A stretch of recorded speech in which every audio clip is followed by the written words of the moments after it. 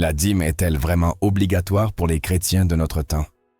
Qui a établi la dîme et dans quelle intention? Ou existe-t-il une vérité plus profonde que ton Église ne t'a peut-être jamais expliquée clairement? Dans Galates 5, verset 1, l'apôtre Paul nous rappelle avec des mots pleins d'espoir. C'est pour la liberté que Christ nous a affranchis. Demeurez donc fermes et ne vous laissez pas mettre à nouveau sous le joug de la servitude. Ces paroles n'annoncent pas seulement notre libération de la loi mosaïque, mais elles nous invitent aussi à examiner avec humilité et discernement ces pratiques religieuses que nous avons reçues par tradition, souvent sans poser de questions. Aujourd'hui, nous allons considérer 3 vérités bibliques sur la dîme, que l'on entend rarement du haut de la chair.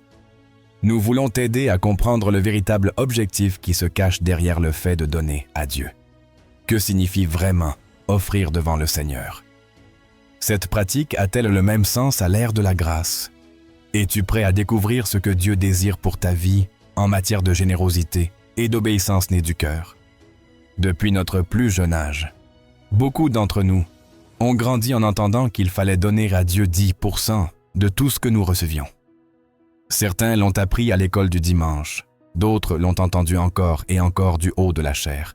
Et pour beaucoup, c'est devenu une norme incontestable, comme si la bénédiction ou le malheur sur leur vie en dépendait directement. Mais t'es-tu déjà arrêté pour penser d'où vient réellement cet enseignement? Ce que peu de gens savent, c'est que la dîme n'a pas surgi comme une loi universelle pour tous les croyants de toutes les époques, mais comme un système créé pour un peuple spécifique dans une réalité historique et spirituelle très différente de la nôtre. Revenir aux origines ne signifie pas rejeter l'appel à donner, mais reconnaître avec urgence ce que Dieu attend véritablement de nous. Dans Lévitique 27, verset 30, nous lisons « Toute dîme de la terre, soit des récoltes de la terre, soit du fruit des arbres, appartient à l'Éternel. C'est une chose consacrée à l'Éternel. » Ce passage est souvent l'un des principaux textes utilisés pour affirmer que la dîme est une obligation permanente. Cependant, lorsque nous observons le contexte complet, une vérité révélatrice apparaît. La dîme faisait partie du système lévitique établi pour la subsistance des prêtres de la tribu de Lévi, qui n'avaient reçu aucun héritage dans la terre promise. Dieu avait mis à part les Lévites pour le service du temple, et au lieu de leur donner des terres ou des propriétés, il désigna la dîme du reste du peuple comme leur provision. Dans Nombre 18-21, le Seigneur déclare « Je donne comme possession aux fils de Lévi toute dîme en Israël pour le service qu'ils font, le service de la tente d'assignation. » Cela nous aide à comprendre que la dîme n'était pas un acte volontaire de dévotion personnelle, ni un moyen d'assurer des bénédictions individuelles, mais une obligation au sein d'un système théocratique et agricole qui cherchait à maintenir l'ordre et l'équilibre entre les tribus d'Israël. Elle faisait partie d'un pacte national avec des conditions claires, incluant des bénédictions pour l'obéissance et des conséquences pour la désobéissance. Dans Deutéronome 28, nous trouvons une longue liste des deux, mais une question essentielle surgit. Que se passe-t-il lorsque nous ne vivons plus sous ce pacte? Ce système est-il toujours valide? Beaucoup de leaders affirment que la dîme est un principe éternel antérieur à la loi, s'appuyant sur la rencontre d'Abraham avec Melchisédek. Dans Genèse 14-20, après une grande victoire, Abraham donne la dîme du butin à ce roi et prêtre. Cependant, on précise rarement qu'Abraham ne donne pas la dîme de son salaire ni du fruit de son travail quotidien.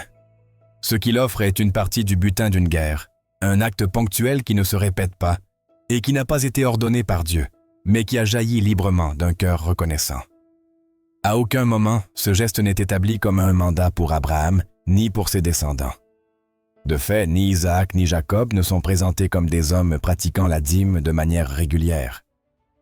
Jacob, il est vrai, fait une promesse liée à la dîme dans Genèse 28, verset 22. « De tout ce que tu me donneras, je te donnerai la dîme. » Mais nous devons observer que ce vœu surgit comme un engagement personnel conditionné au fait que Dieu le bénisse, le garde et le fasse revenir en paix.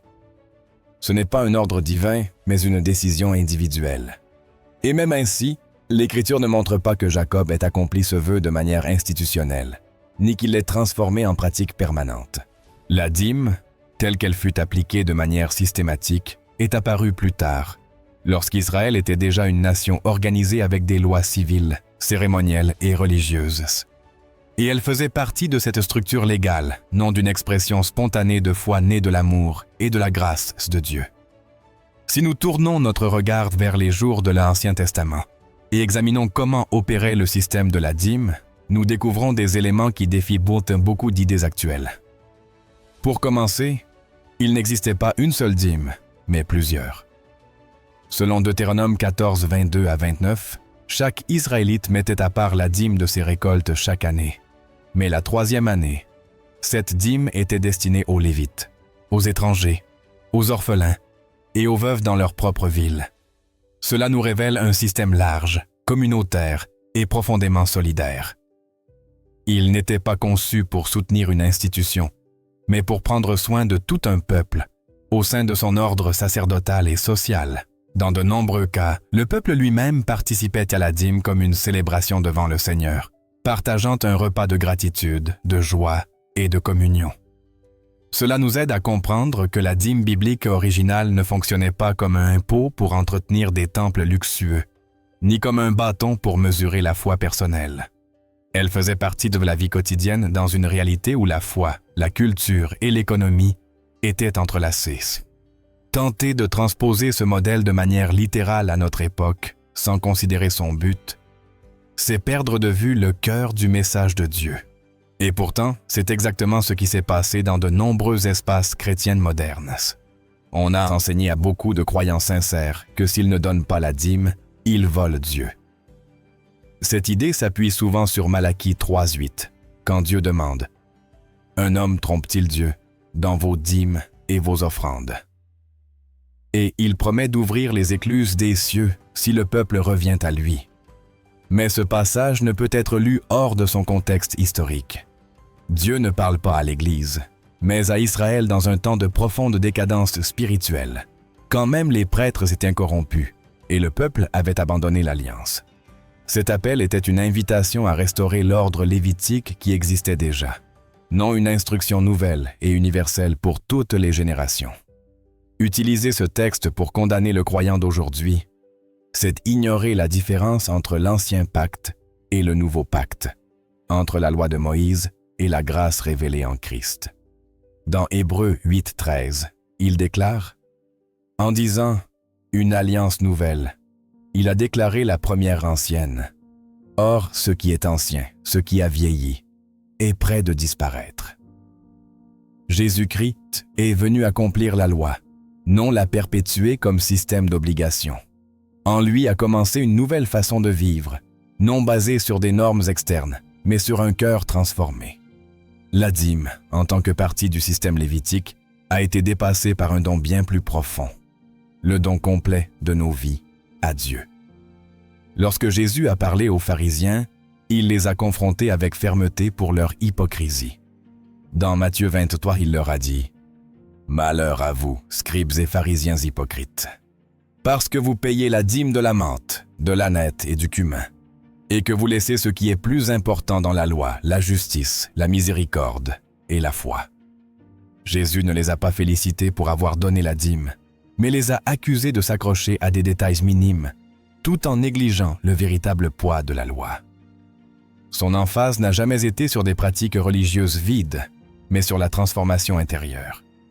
Bien qu'il mentionne la dîme comme faisant partie de la loi en vigueur à ce moment-là, il précise clairement que l'essentiel avait été ignoré. Nous ne pouvons pas utiliser ce verset pour justifier une pratique rigide sans comprendre ce que Jésus signalait au cœur humain. Dieu a toujours cherché le cœur, pas un pourcentage. Les prophètes l'ont proclamé avec clarté. Dans Ésaïe 1:11 et à 10, Dieu dit « Qu'ai-je à faire de la multitude de vos sacrifices ?»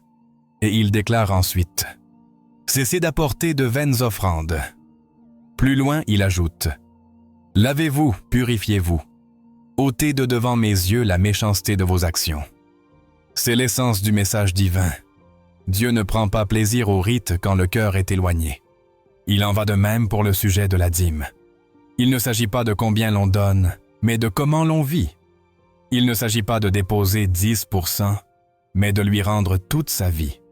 Dans les premiers siècles de l'Église, nous ne trouvons aucune preuve que les chrétiens pratiquaient la dîme comme une obligation imposée. Ce que nous voyons dans le livre des Actes est quelque chose d'encore plus profond. Dans Actes 4, 32 à 35, il nous est dit que la multitude de ceux qui avaient cru n'était qu'un cœur et qu'une âme. Nul ne considérait comme sien ce qu'il possédait, mais ils mettaient tout en commun. Et il n'y avait parmi eux aucun indigent, car tous ceux qui possédaient des terres ou des maisons les vendaient et apportaient le prix de ce qu'ils avaient vendu.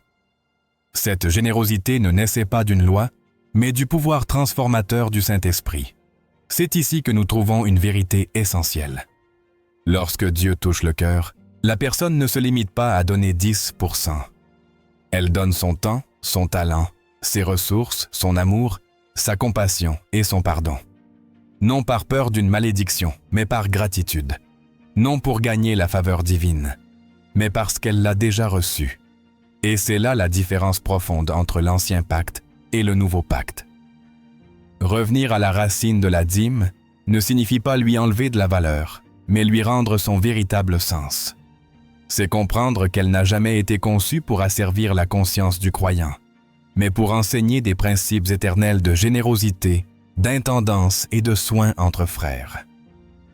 C'est accepter que désormais, en Christ, nous ne marchons pas mus par des impositions externes, mais par des convictions nées du cœur, et que ce que Dieu désire, ce n'est pas simplement un dixième de nos ressources, mais la totalité de notre vie rendue devant lui. Durant son ministère sur terre, le Seigneur Jésus-Christ tout a parlé avec autorité et amour de tout ce qui touche à l'existence humaine. Il a parlé du cœur, de la foi vivante, du péché et de la repentance, du pardon, du service humble, du royaume de Dieu et aussi de l'argent.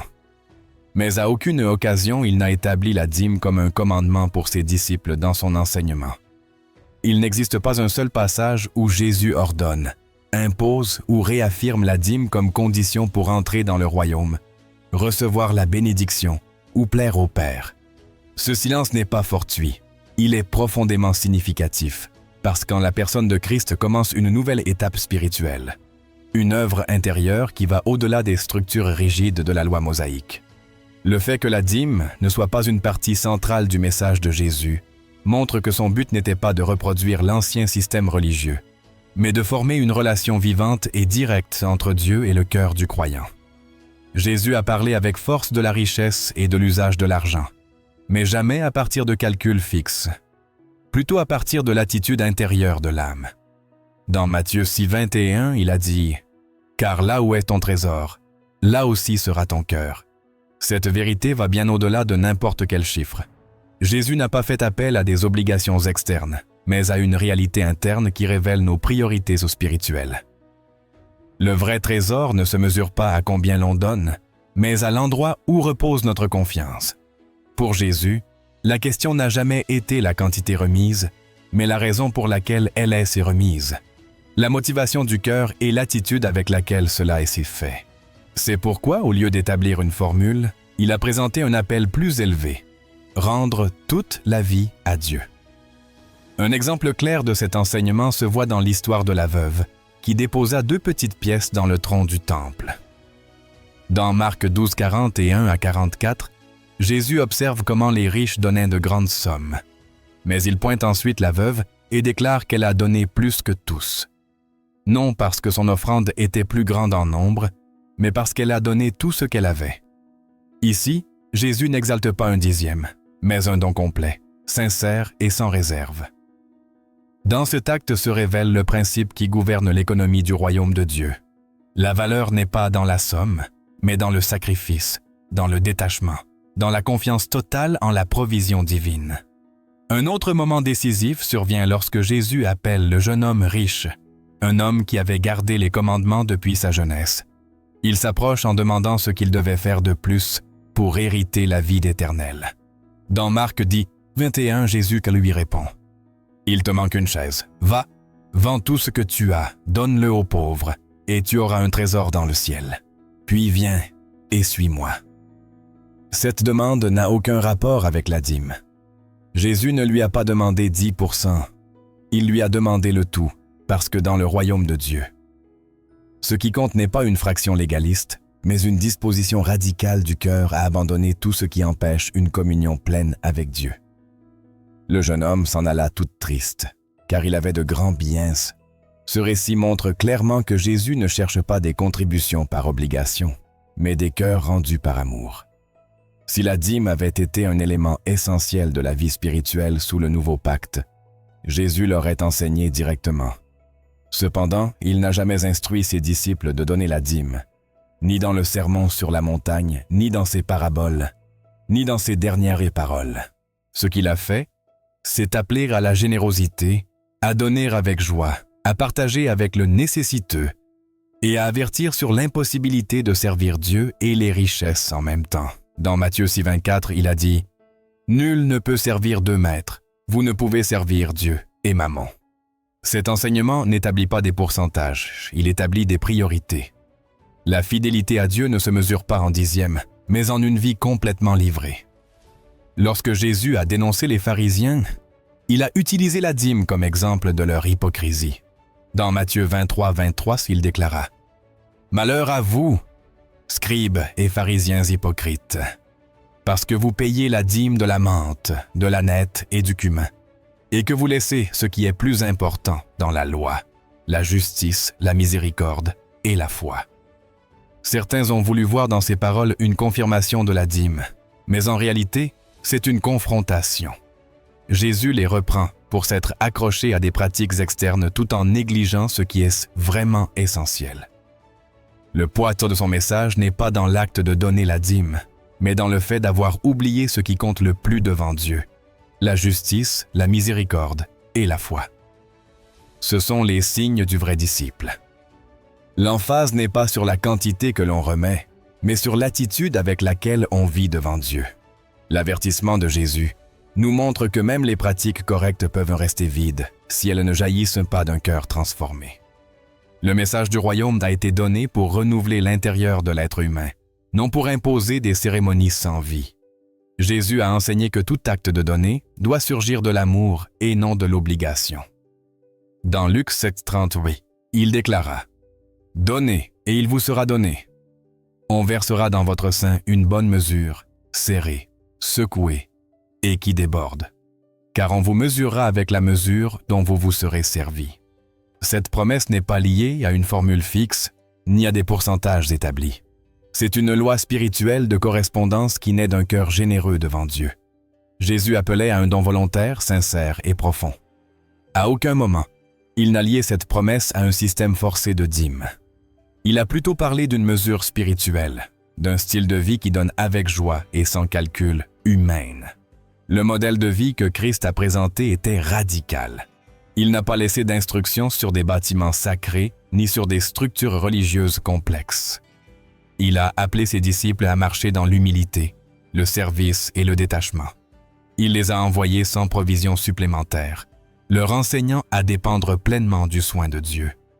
Dans Matthieu 10, verset 9, il dit « Il leur a dit, ne prenez ni or, ni argent, ni monnaie, dans vos ceintures, ni sac pour le voyage, car l'ouvrier mérite sa nourriture. » Ce principe révèle une vie contraire au matérialisme et à l'autosuffisance. Les disciples ne vivaient pas sous un système financier rigide, mais dans une dynamique de foi vivante, où chaque besoin était comblé par la main du Seigneur et chaque provision partagée entre frères.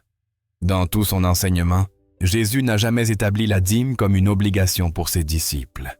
Ce qu'il a exalté, c'est l'intendance fidèle, la générosité sincère, le détachement des richesses et la confiance totale dans le Père céleste. Dans Matthieu 6,33, il a résumé cette vérité en disant « Cherchez premièrement le royaume de Dieu et sa justice, et toutes ces choses vous seront données par-dessus. » Dans cet appel, il n'y a pas de place pour la peur économique ni pour la manipulation spirituelle. Il y a un appel clair à mettre Dieu au centre de tout. Jésus n'a pas donné à ses disciples une loi basée sur des pourcentages. Il leur a donné une vie dirigée par l'Esprit. Si la dîme avait été une pièce essentielle de l'Évangile, les évangiles la répéteraient avec clarté et emphase. Mais ce n'est pas le cas. Le silence de Jésus sur ce point n'est pas fortuit. C'est une déclaration puissante. Ce que Christ a inauguré n'était pas une continuation de l'ancien système, mais une nouvelle manière de vivre où chaque domaine de la vie est rendu complètement à la seigneurie de Dieu. Ce qui était auparavant une norme externe devient maintenant une réponse volontaire, libre est né d'une relation vivante avec le Père. Le message de Jésus brise les structures religieuses qui imposent des fardeaux sans changer le cœur. Dans Matthieu 11, 28, il a dit « Venez à moi, vous tous qui êtes fatigués et chargés, et je vous donnerai du repos. Mon joug est doux et mon fardeau léger. » Ce repos n'élimine pas l'appel au sacrifice, mais le transforme. Il ne s'agit plus d'accomplir des règles pour plaire à Dieu, mais de vivre en communion avec lui, en nous laissant guider par sa grâce et sa vérité. C'est pourquoi, quand nous parlons du don chrétien, nous ne pouvons pas revenir à l'ancien pacte pour imposer ce que Jésus n'a jamais ordonné. Nous devons avancer vers le modèle qu'il a lui-même vécu, une offrande qui naît de l'amour et se soutient dans la liberté. À aucun moment Jésus n'a enseigné que la dîme était le standard pour ses disciples. Son appel était plus profond, plus exigeant et plus spirituel. Il n'a pas cherché à établir des normes externes, mais à former des cœurs rendus. Dans cette reddition totale se trouve le vrai don. Quand tout appartient à Dieu, on ne calcule plus ce que l'on remet. On vit avec la conviction que rien ne nous appartient et que tout existe pour glorifier le Père. C'est l'essence du royaume. C'est l'enseignement de Jésus. Maintenant que nous avons vu que le Maître n'a jamais imposé la dîme comme mandat pour ses disciples, nous devons avancer d'un pas de plus. L'Église primitive, guidée par le Saint-Esprit, n'a pas non plus présenté la dîme comme une norme obligatoire. À la place, elle a manifesté un modèle de générosité vivante, spontanée et puissante. Ce sera la base de la troisième partie de notre parcours. Le passage de l'Ancien au Nouveau Testament n'a pas été seulement un ajustement doctrinal, mais un changement profond dans la manière de comprendre la relation entre Dieu et l'être humain. Avec la venue du Saint-Esprit, les disciples n'ont pas seulement reçu le pouvoir de prêcher, guérir et témoigner, mais aussi de vivre une vie dirigée depuis l'intérieur. Dans ce nouveau mouvement de Dieu, le don a cessé d'être une imposition externe et est devenu une expression naturelle de l'obéissance qui jaillit du cœur transformé. Le modèle de vie économique de l'Église primitive n'est pas né de règlements externes ni de pratiques rituelles, mais de convictions profondes allumées par la grâce de Dieu. Dès le début, le livre des Actes nous montre des hommes et des femmes touchés par Christ, vivant une générosité qui ne peut s'expliquer par des mandats humains, ni par des coutumes héritées. Dans Actes 2, 44 à 45, il nous est dit « Tous ceux qui croyaient étaient dans le même lieu, et ils avaient tout en commun. Ils vendaient leurs propriétés et leurs biens, et ils en partageaient le produit entre tous, selon les besoins de chacun. On ne mentionne pas la dîme. On n'enregistre pas d'instructions qui les forçaient à se séparer de ce qu'ils possédaient. Ce que nous voyons, c'est une communauté transformée par la présence vivante du Saint-Esprit, disposée à renoncer même à son propre confort par amour pour les autres. Ce type de don ne peut pas être imposé ni organisé de l'extérieur. Il ne peut jaillir que de cœurs renouvelés par l'œuvre rédemptrice de Jésus-Christ. La générosité des croyants aux premiers jours de l'Église n'était pas gouvernée par des calendriers ni par des pourcentages établis. Leur impulsion était spirituelle, non légale. Ils ont compris qu'ils n'étaient plus propriétaires absolus de rien, parce que tout ce qu'ils avaient avait été racheté par le sang de Christ. Dans Actes 4, 32 à 35, il nous est présenté une autre scène puissante. La multitude de ceux qui avaient cru n'était qu'un cœur et qu'une âme. Nul ne disait que ses biens lui appartenaient en temps propre, mais ils mettaient tout en commun. Ce passage révèle une unité profonde et un détachement authentique. On ne parle pas de l'obligation de donner la dîme, parce que le principe qui les guidait n'était pas d'accomplir une norme, mais de répondre à l'appel de l'amour. Tout au long des épîtres apostoliques, ce même modèle se confirme. L'apôtre Paul, en écrivant aux églises, n'a jamais imposé la dîme comme un mandat. En revanche, il a enseigné à donner de manière volontaire, proportionnelle et conforme à la conviction personnelle. Dans 2 Corinthiens 9, verset 7, il établit le principe central de la générosité chrétienne. Que chacun donne comme il l'a résolu en son cœur, sans tristesse ni contrainte, car Dieu aime celui qui donne avec joie. Cette affirmation va bien au-delà d'un conseil pratique. C'est une déclaration doctrinale qui marque la différence entre l'ancienne forme de donner par obligation et la nouvelle forme de donner par révélation. Dans le Nouveau Testament, le don est intimement lié à la liberté spirituelle. Paul n'enseigne pas que la bénédiction dépend d'accomplir un pourcentage, mais de l'attitude du cœur au moment de donner. Il ne s'agit pas de remplir un quota imposé, mais d'entrer dans une dimension où donner devient une expression visible de la grâce reçue. Dans le même chapitre, dans 2 Corinthiens 9:6, il dit « Celui qui sème peu moissonnera peu, et celui qui sème abondamment moissonnera abondamment. » Ici, l'emphase est sur la semence volontaire, pas sur un acte rituel. Le semeur ne calcule pas un impôt. Il se guide par la terre, par le climat et par la foi. Ainsi agit celui qui donne selon l'Esprit. Lorsque Paul instruit l'Église de Corinthe sur la collecte pour les croyants nécessiteux de Jérusalem, il le fait avec un langage profondément spirituel. Dans 1 Corinthiens 16:2, il leur dit « Que chacun de vous, le premier jour de la semaine, mette à part chez lui ce qu'il pourra, selon sa prospérité, afin qu'on n'attende pas mon arrivée pour recueillir les dons. » Il ne mentionne pas la dîme, mais un principe ajusté à la réalité personnelle de chaque croyant. Selon sa prospérité, il reconnaît que tous ne donneront pas la même chose, mais que tous peuvent y participer. Cette manière de donner ne naît pas de la pression, mais du discernement. Elle ne répond pas à une règle fixe, mais à une conscience formée par l'amour. Paul souligne aussi que le don est une grâce, pas un fardeau. Dans 2 Corinthiens 8:1-3, il parle des églises de Macédoine, qui, au milieu de grandes épreuves et d'une profonde pauvreté, ont donné au-delà de leurs forces. Il le décrit comme une grâce de Dieu, non comme une imposition humaine. Ce qui mouvait ces croyants n'était pas l'obligation d'un pourcentage, mais la révélation du privilège de participer à l'œuvre de Dieu. Ce modèle montre clairement que lorsque l'Esprit guide, le cœur répond avec générosité, même au milieu de circonstances difficiles. La grâce ne transforme pas seulement la manière de donner, elle transforme la perspective depuis laquelle on donne. Ce même principe apparaît dans la lettre aux Romains. Dans Romains 12:1, Paul exhorte les croyants « Je vous exhorte donc à offrir vos corps comme un sacrifice vivant, saint, agréable à Dieu, ce qui sera de votre part un culte raisonnable. » Bien que le passage ne se réfère pas directement à l'argent, le principe spirituel est exactement le même. L'adoration authentique ne se réduit pas à accomplir des normes externes, mais à livrer la vie entière à Dieu. Donner, dans ce sens, ne peut pas s'enfermer uniquement dans un calcul ou dans un chiffre fixe. Lorsque le croyant s'est rendu tout entier au Seigneur, tout ce qu'il possède tombe sous son autorité. Alors, la question cesse d'être « Combien dois-je donner ?» et devient « Combien de ma vie appartient réellement à Christ ?» Le fait que le Nouveau Testament ne présente pas la dîme comme une imposition légale n'est pas un oubli, mais un enseignement plus profond.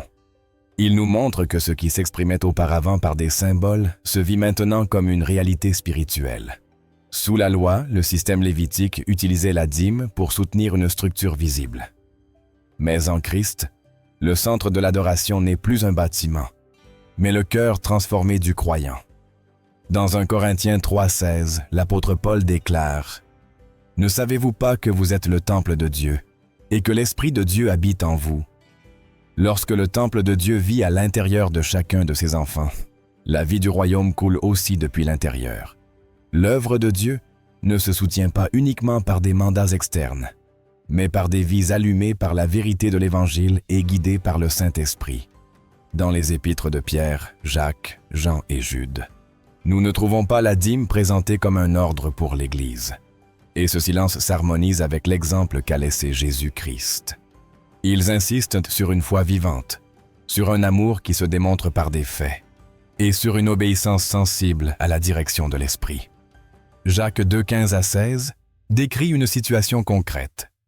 Si un frère ou une sœur sont nus et manquent de la nourriture de chaque jour, et que l'un d'entre vous leur dise « Allez en paix, chauffez-vous et vous rassasiez », et que vous ne leur donniez pas ce qui est nécessaire au corps, à quoi cela sert-il? L'enseignement ne vise pas à accomplir un pourcentage, mais à vivre une foi qui agit, qui répond avec une compassion réelle aux besoins du prochain. La générosité chrétienne naît d'un cœur touché par Dieu. Elle s'exprime dans la vie quotidienne et ne surgit pas de la pression, mais de l'amour. La logique du royaume de Dieu ne s'appuie pas sur des chiffres froisses, mais sur la révélation de l'amour divin. Dans 1 Jean 3,17, nous lisons « Si quelqu'un possède les biens du monde, et que voyant son frère dans le besoin, il lui ferme ses entrailles, comment l'amour de Dieu demeure-t-il en lui ?» Ici, la mesure n'est pas une quantité spécifique, mais la condition du cœur devant Dieu. Ce que Dieu observe n'est pas le pourcentage exact, mais la disposition à partager quand le besoin se présente.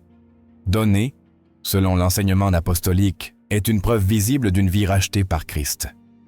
Cela ne se force pas de l'extérieur, cela jaillit de l'intérieur. Le modèle du Nouveau Testament transforme complètement la relation du croyant avec ses possessions. Il n'existe plus de séparation entre le spirituel et le matériel. Tout appartient à la Seigneurie de Jésus-Christ. Colossiens 3,17 affirme « Et quoi que vous fassiez, en parole ou en œuvre, faites tout au nom du Seigneur Jésus. » Cela englobe ce que nous donnons, ce que nous gardons et ce que nous gérons. Le chrétien ne vit pas guidé seulement par des règles, mais par la voix du Saint-Esprit qui habite en lui et dirige chaque décision. Chaque acte de donner devient ainsi une adoration. Chaque expression de générosité proclame l'Évangile par des actes. Cette approche n'élimine pas la pratique de donner, mais elle l'élève. Elle ne parle pas de moins donner, mais d'une consécration plus pleine, plus consciente et plus profonde. La liberté que nous avons en Christ n'a jamais été une invitation à l'indifférence. C'est plutôt un appel à grandir en maturité spirituelle. Paul l'exprime dans Galates 5, 13. « Frères, vous avez été appelés à la liberté. Seulement ne faites pas de cette liberté un prétexte de vivre selon la chair, mais rendez-vous par la charité serviteurs les uns des autres. » Cette liberté n'éloigne pas le croyant de la responsabilité, mais le pousse à donner avec une plus grande générosité, une plus grande sensibilité et une vision plus large du royaume de Dieu. L'exemple de l'Église primitive et des Épîtres ne peut se réduire à des schémas rigides. Ce fut une génération dirigée par l'Esprit, non par des systèmes humains. Ce fut une communauté mue par l'amour, non par des impositions. Cette même invitation reste en vigueur aujourd'hui. Vivre sous la direction du Saint-Esprit, donner selon ce que Dieu met dans le cœur et avoir confiance que chaque offrande remise avec foi sera utilisée par lui pour bénir beaucoup de gens. Lorsque l'Église donne par conviction spirituelle et non seulement par obligation, la grâce de Dieu coule avec liberté. Quand le don naît du cœur et non de la pression externe, il devient un témoignage vivant que le royaume de Dieu est présent. La dîme comme structure était une ombre qui pointait vers un don plus grand. La réalité hostie est Christ, et en lui, chaque décision de donner se transforme en un reflet de son sacrifice parfait. Lorsque la vérité vivante est déplacée par la coutume religieuse et que la révélation divine est remplacée par des structures créées par l'homme, la foi finit par se déformer et le croyant est chargé de poids que Dieu ne lui a jamais demandé de porter. Dans de nombreux scénarios, la dîme a cessé d'être un acte d'adoration sincère pour devenir un instrument de pression émotionnelle et de domination spirituelle. Ce qui devait naître du cœur a été converti en un devoir imposé, soutenu par la peur, la culpabilité et la menace constante du châtiment divin. Cette déviation n'est pas quelque chose de récent.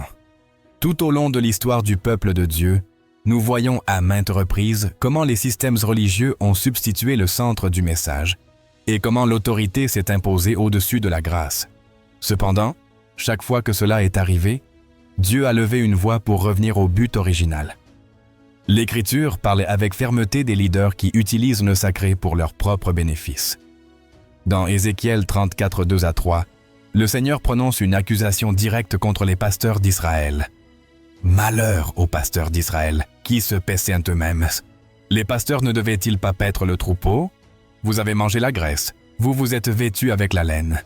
Vous avez tué ce qui était gras, mais vous n'avez point fait paître les brebis. » Ces paroles ne sont pas seulement une plainte pour négligence spirituelle, mais une dénonciation claire contre ceux qui s'enrichissent aux dépens du troupeau et utilisent leur position spirituelle pour manipuler au lieu de servir. Lorsque le leadership convertit la chair en un lieu d'exigence et non d'édification, le résultat est une communauté spirituellement captive et profondément blessée. L'une des erreurs les plus sérieuses dans l'enseignement contemporain sur la dîme est de présenter Dieu comme un percepteur céleste qui ne bénit que si l'on s'acquitte d'un quota. On répète encore et encore Malachie 3.10 comme si c'était un avertissement menaçant.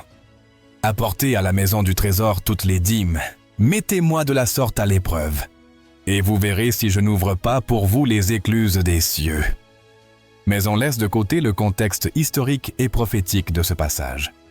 Dieu ne parlait pas à l'Église de la Nouvelle Alliance, mais à une nation qui avait brisé une alliance spécifique, dans un temps où les prêtres avaient corrompu le culte et le peuple s'était éloigné de son identité spirituelle. La réclamation de Dieu n'était pas pour l'argent, mais pour la perte de la justice et de l'intégrité. Utiliser ce texte pour semer la peur, c'est tordre le but original du message. Quand la dîme est présentée comme une condition obligatoire pour recevoir la bénédiction, on génère une fausse spiritualité où la générosité devient une transaction et l'obéissance un commerce. Cette façon de penser mercantilise la foi et convertit la relation avec Dieu en une relation commerciale. Je donne pour recevoir, je ne donne pas et je perds. Ce n'est pas l'économie du royaume de Dieu. Jésus a enseigné que le Père fait lever son soleil sur les méchants et sur les bons, et que sa provision ne dépend pas d'une formule mathématique, mais de son caractère bon. Dans Matthieu 5.45, il est écrit « Afin que vous soyez fils de votre Père qui est dans les cieux, car il fait lever son soleil sur les méchants et sur les bons, et il fait pleuvoir sur les justes et sur les injustes. » C'est la grâce, une faveur qui ne s'achète pas, un amour qui ne se négocie pas, une provision qui n'est pas sujette aux conditions humaines. L'apôtre Paul a aussi affronté la tension entre servir avec pureté de cœur et être accusé d'avoir des motivations erronées. Dans 2 Corinthiens 2.17, il déclare « Car nous ne falsifions point la parole de Dieu, comme font plusieurs, mais c'est avec sincérité, mais c'est de la part de Dieu que nous parlons en Christ devant Dieu. » Son ministère ne s'appuyait pas sur la manipulation ni sur des méthodes de pression, mais sur la vérité de l'Évangile. Son autorité ne provenait pas de ce qu'il pouvait exiger, mais de ce qu'il était disposé à remettre. En plus d'une occasion, il a renoncé à son droit d'être soutenu pour ne causer aucun soupçon ni obstacle. Dans 1 Corinthiens 9.12, il affirme « Mais nous n'avons point usé de ce droit. Au contraire, nous souffrons tout, afin de ne pas créer d'obstacle à l'Évangile de Christ. » Cette attitude révèle le cœur d'un vrai serviteur. Il ne s'accroche pas à ce qu'il peut réclamer, mais il est disposé à tout lâcher pour ne pas gêner l'œuvre de Dieu. L'usage de la dîme comme mesure de fidélité a donné origine à une culture, où la valeur spirituelle d'une personne était calculée selon sa contribution économique. Cela contredit l'Évangile, qui donne de la valeur à la foi, à l'obéissance et à l'amour comme vrai fruit de l'Esprit. Dans Galates 5, 22 à 23, l'apôtre Paul nous rappelle que le fruit de l'Esprit se manifeste en amour, joie, paix, patience, bonté, bénignité, fidélité, douceur, tempérance. Dans cette liste sacrée, aucune référence n'apparaît à l'argent ni aux quantités matérielles. Le centre du message est mis sur ce que le Saint-Esprit opère dans le cœur, non sur ce que la main peut remettre, ni sur ce que le portefeuille contient. Quand on enseigne que la dîme est la preuve principale de l'engagement envers Dieu, on court le grave risque d'ignorer ces fruits silencieux, mais éternels, qui révèlent le vrai caractère d'un enfant de Dieu. De plus, cette pratique peut élever une échelle spirituelle basée sur la capacité économique. On exalte celui qui peut donner plus et on marginalise celui qui a à peine de quoi vivre. Cette déviation a été signalée avec clarté dans Jacques 2.4, où les croyants sont repris pour montrer du favoritisme envers le riche et du mépris envers le pauvre. L'Écriture dit « Si, il entre aussi un pauvre misérablement vêtu, et que vous disiez aux pauvres, « Toi, tiens-toi là debout. » Ne faites-vous pas en vous-mêmes une distinction, et ne jugez-vous pas sous l'inspiration de pensées mauvaises. Quand la dîme est utilisée comme critère pour classer les croyants, on nie la justice du royaume de Dieu et on tombe dans le favoritisme que la parole condamne. Le leadership spirituel authentique ne domine pas ni ne contrôle. Il inspire, il ne manipule pas, il sert. Notre Seigneur a laissé un exemple incomparable quand il s'est ceint d'un linge et a lavé les pieds de ses disciples.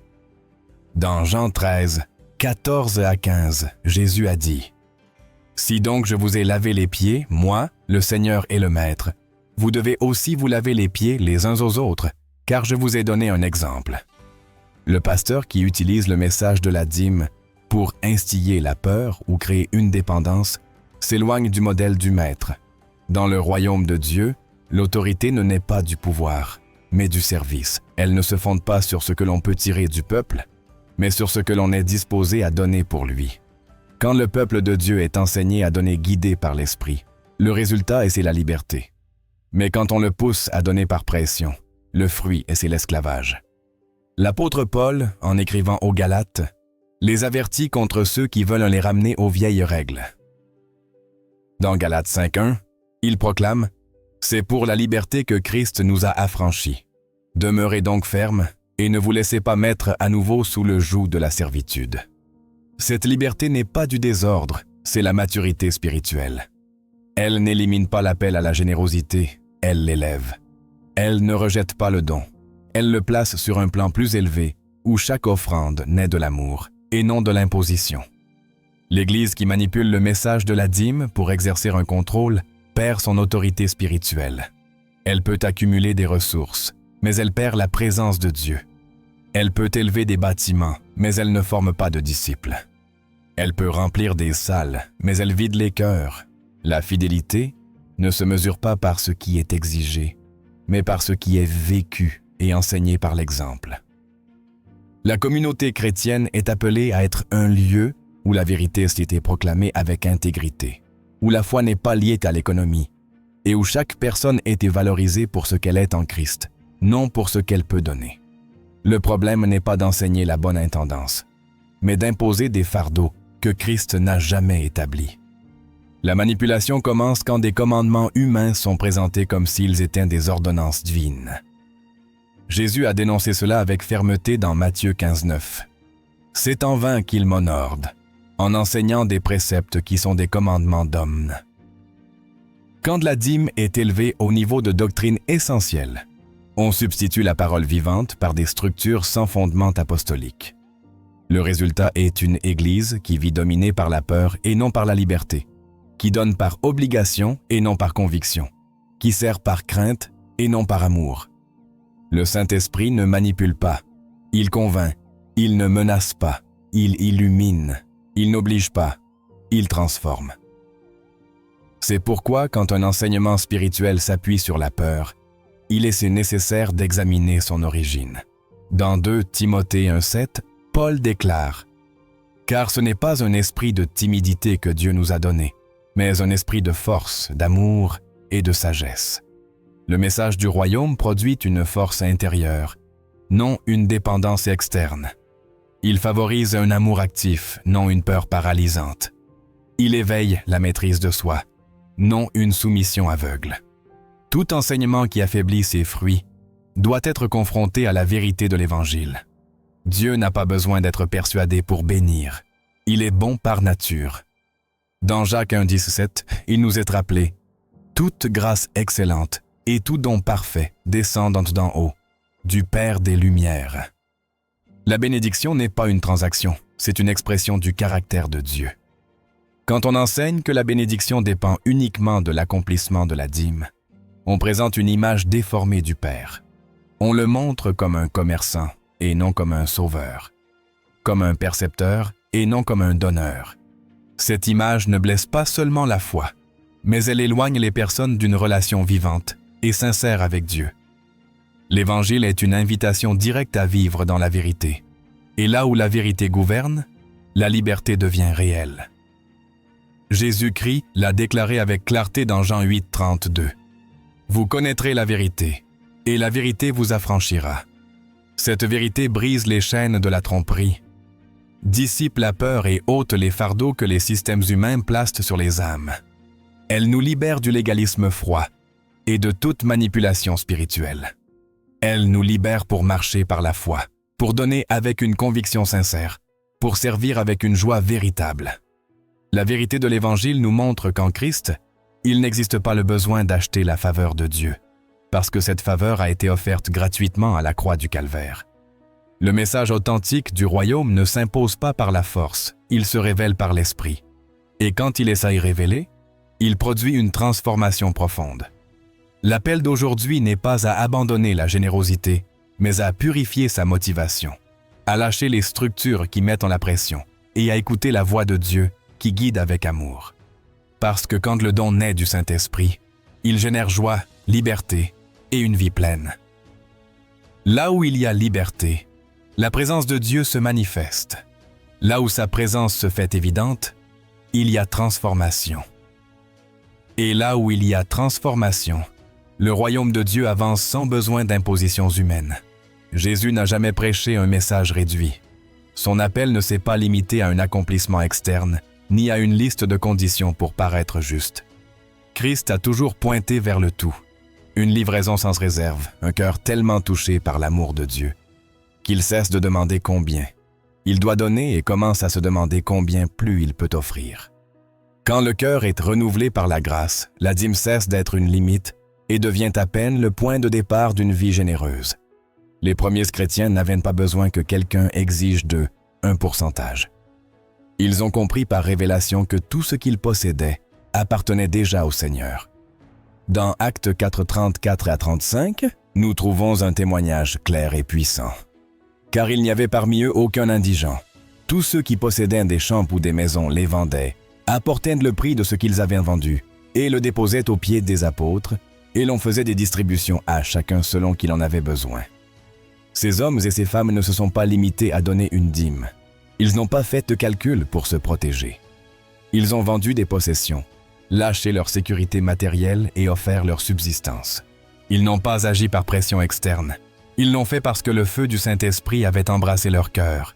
Quand le cœur est transformé, le désir de retenir ne naît pas, mais bien le désir ardent de donner. Quand l'Esprit entre, le moi se retire. La générosité surgit de manière naturelle dans une vie où Dieu habite. La loi exigeait un dixième, mais la grâce éveille une réponse qui correspond à l'amour reçu. Il ne s'agit pas d'une formule, il s'agit d'une vie rendue au Seigneur. Et là où il y a une reddition authentique, il y a liberté pour donner sans limite.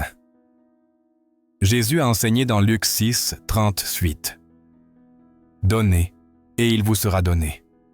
On versera dans votre sein une bonne mesure, serrée, secouée et qui déborde. » La promesse de bénédiction n'est pas liée à un nombre, mais à une mesure qui coule depuis le cœur.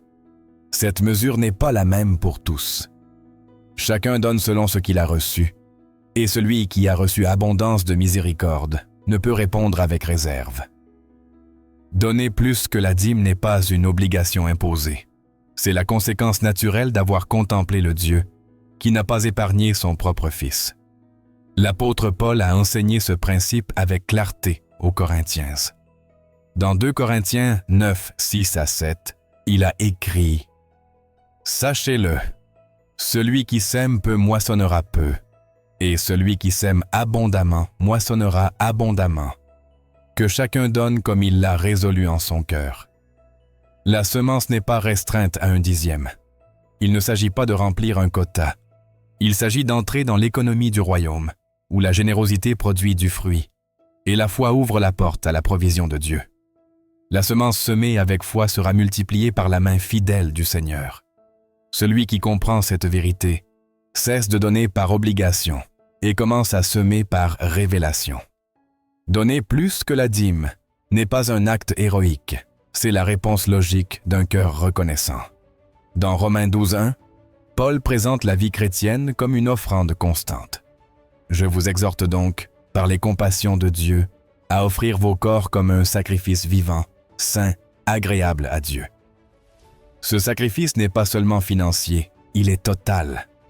Il inclut le temps, les talents, les ressources, les rêves. Tout se présente, tout se consacre, tout se met au service du royaume de Dieu. Le don devient une extension de l'adoration. Ce n'est plus une transaction, c'est une livraison sincère. L'Église mature ne demande pas quel est le minimum, mais combien elle peut apporter à l'œuvre de Dieu. Elle ne calcule pas de pourcentage, elle discerne les besoins. Elle ne s'enferme pas dans une règle, elle s'étend par le feu qui brûle dans le cœur. Dans Philippiens 4:17, Paul reconnaît l'offrande de l'Église de Philippe, mais clarifie une chose essentielle.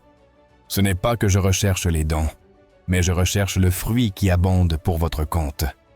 La motivation n'est pas le besoin matériel du messager, mais l'opportunité spirituelle du croyant.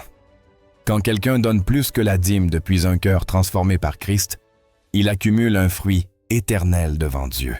Le croyant qui a été atteint par la grâce de Dieu n'a pas besoin d'être poussé par la peur ni manipulé par des promesses terrestres.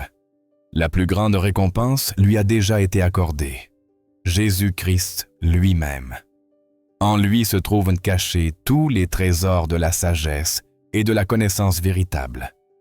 En lui nous trouvons tout le nécessaire pour vivre une vie pieuse devant Dieu. C'est pourquoi quand nous donnons, nous ne le faisons pas en attendant quelque chose en retour. Nous donnons parce que nous avons déjà reçu le plus grand, le salut, le pardon des péchés et la vie éternelle. Dans 1 Timothée 6, du verset 10-7 au 19, l'apôtre Paul exhorte les riches de ce monde à ne pas mettre leur confiance dans les richesses passagères, mais en Dieu. Ensuite, il les instruit à faire le bien, à être riches en bonnes œuvres, généreux et prêts à partager, s'amassant ainsi un bon fondement pour l'avenir.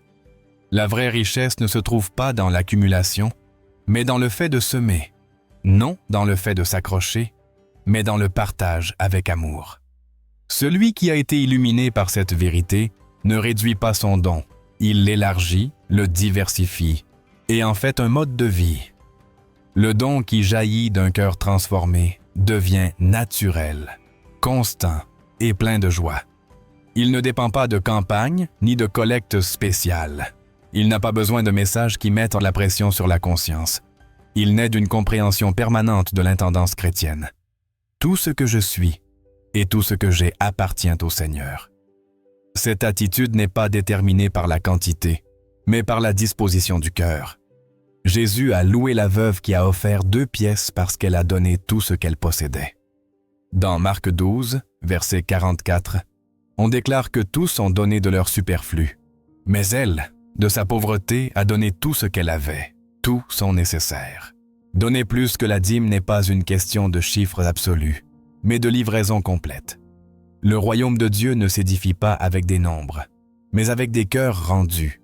Et un cœur qui a été racheté par Christ ne met pas de limite à sa générosité. Il ne craint pas de se retrouver sans provision, car il sait qui est sa source.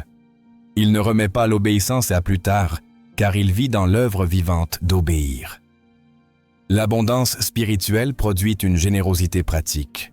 Et cette générosité ouvre des portes, comble des besoins, multiplie les opportunités et glorifie le nom de Dieu. La générosité biblique n'est pas uniforme. Elle est concrète, sensible au contexte et dirigée avec un but.